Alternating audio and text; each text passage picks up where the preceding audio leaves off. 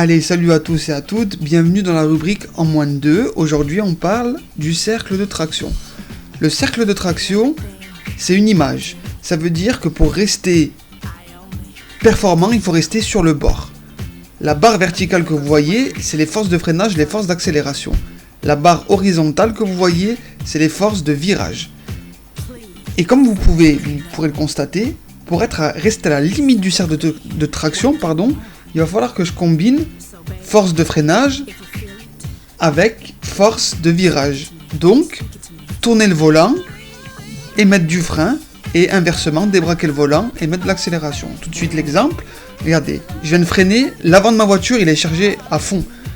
Je suis au freinage max, je vais relâcher le frein et tourner le volant, je suis encore sur le bord du cercle de traction, jusqu'à un peu moins de mon point de corde, où là je vais commencer à remettre les gaz gentiment et rester à la limite de mon cercle de traction.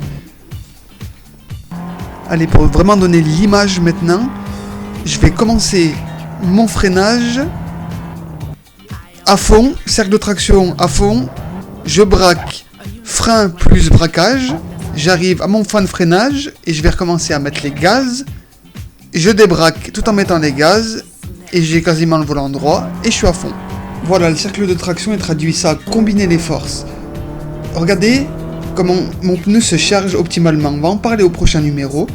Et regardez, c'est très intéressant de voir comment, quand je freine à fond, mon pneu se charge optimalement. Il ne peut pas plus en supporter. Regardez, je freine à fond, mon pneu est chargé optimalement. Je commence à braquer, je lâche le frein, il se décharge un peu. Et après, il se soulage en sortie de virage. On verra ça au prochain numéro. Je vous laisse et je vous dis à plus.